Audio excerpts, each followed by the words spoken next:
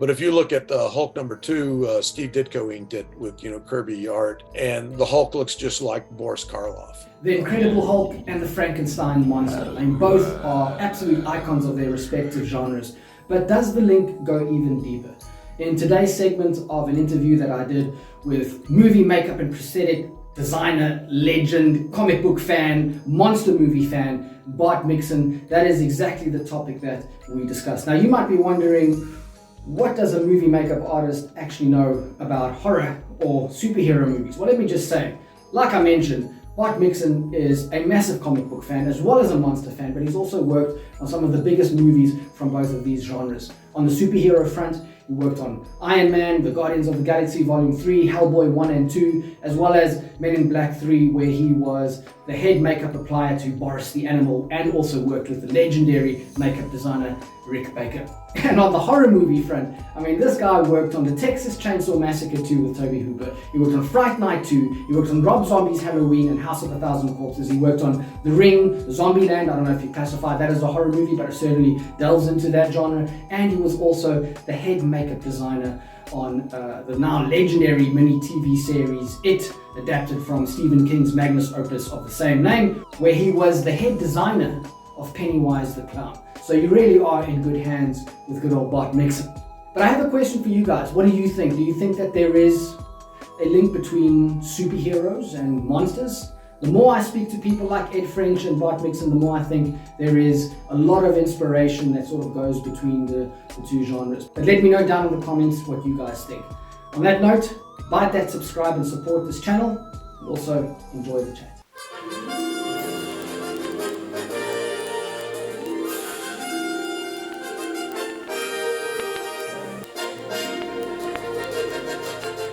But Stan Lee had actually mentioned something about, because I also know you're a monster fan, he had mentioned that the Hulk was originally inspired by Frankenstein, and that originally he actually wanted the coloring to sort of have that gray Frankenstein look, but there was something wrong with the printers back in the day, and it ended up being this green guy. Like, do you know anything about that story? Well, I mean, that is the official, just color-wise, the official story is that the gray, for some reason, was supposed to have been a difficult color to keep consistent. Although, like, I've got a copy of Hulk #1, and it looks like the same shade of gray throughout there. And then, you look at the first Iron Man was gray, and Doctor Doom was gray, and there was all kinds of, the gray gargoyle was gray, and I mean, there's gray. I think it's just trying to make him look more like Frankenstein. Prior to the Hulk, like, I think Classics Illustrated did a Frankenstein adaptation like in the 50s or 40s, and he was colored gray. And there was a Frankenstein comic book in the 50s, and I believe he was gray. But around the time that the Hulk came out, you had like the Aurora Frankenstein model kit, and somehow green became the official Frankenstein color. So I think it was more of just them just trying to make him look more like Frankenstein without admitting that it was Frankenstein. But I mean, certainly visually, I mean, the Hulk was particularly those first 6 issues, the original book, each issue, it's like they couldn't get a handle on what they wanted the Hulk to be. So like, he would change moonlight, he would, irradiate himself. So like almost each issue, it was a different, he would only change at night. He could be the Hulk during the day. So it was clearly a mashup of Frankenstein, Jekyll and Hyde, and the Wolfman. I mean, and Kirby, and I guess Lee too, were Universal monster fans. So I think they were definitely, pulling from that. But if you look at Hulk #2, Steve Ditko inked it with Kirby art, and the Hulk looks just like Boris Karloff.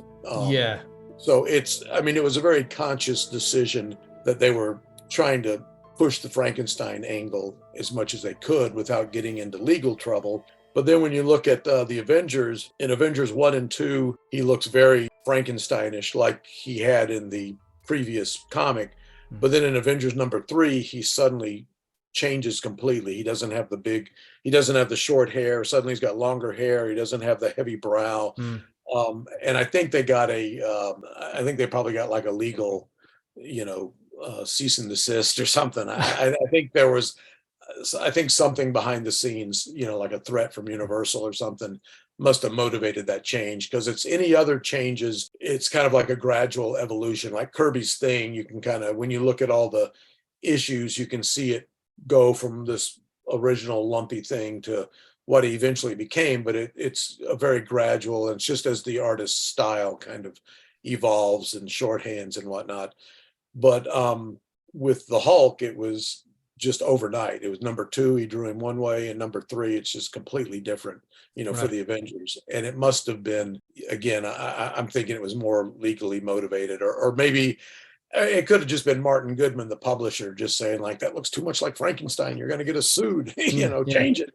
There's been this undercurrent of a conversation going on that the Hulk doesn't work as a movie, as a standalone character in a movie. I mean, I loved the 2 Hulk movies. I mean, the Ang Lee, the Incredible Hulk. I mean, I feel sometimes that I shouldn't say this publicly because everyone just bangs on that movie. I thought it was great. I loved the slow build up. I loved the fact that they didn't just shove the superhero into the first 5 minutes of the movie, that you kind of were waiting for it to appear. And then when it did appear, really in one of the most spectacular, I mean, that whole sequence where he goes on a rampage, I thought was just great, And then, of course, Edward Norton's Hulk was really cool. What do you think, Bart? Do you think that, there is a story out there that could adapt well? Yeah, I think they keep doing rumors about World War Hulk. I think the problem up to now has just been that Universal owns the distribution rights, because Universal made the Ang Lee Hulk.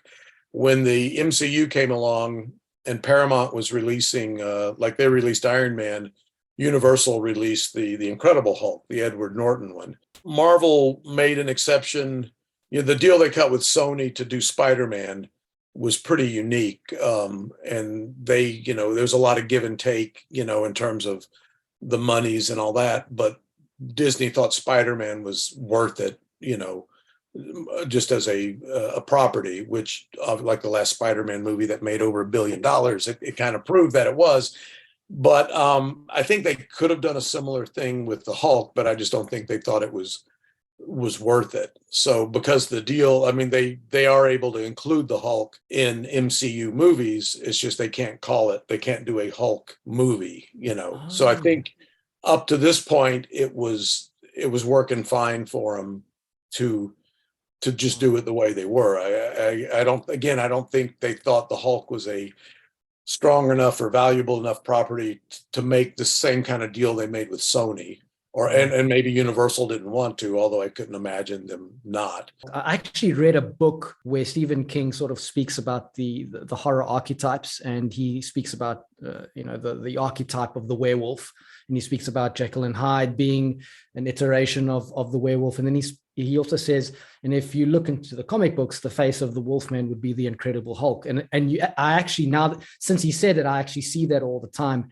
And then, Of course, there are the Frankenstein parallels. And maybe what comic book fans really want from the Hulk is this raging type of character, yet in a movie that might not necessarily fit into the context of the Marvel universe. Maybe it's just too angry or too, I don't know.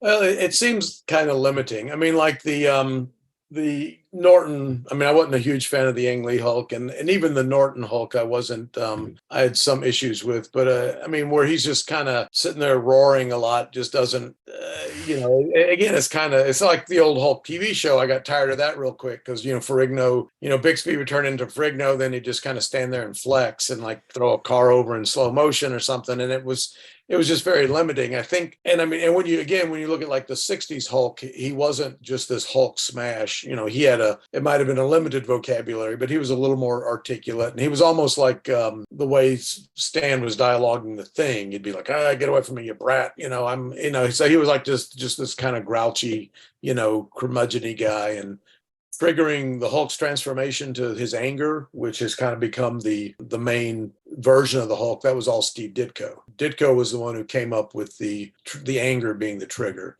And then he got his series in Tales to Astonish. A friend of mine, Aaron Sims, did the production design for the Incredible Hulk movie. And he showed me some of his unused designs, and which I thought were great. It looked very much like the Kirby Ayers Hulk, where he kind of had the big jaw and the Frankenstein brow and like the little bowl haircut and stuff, like the shaved, sides of his head. But whoever was creatively in charge of the look of the character, they didn't use some designs that I thought were way better. In fact, I think probably the best the Hulk's ever looked in any movie was not in the movie, but on the posters for the first Avengers. They had some really good, I thought he looked his best there.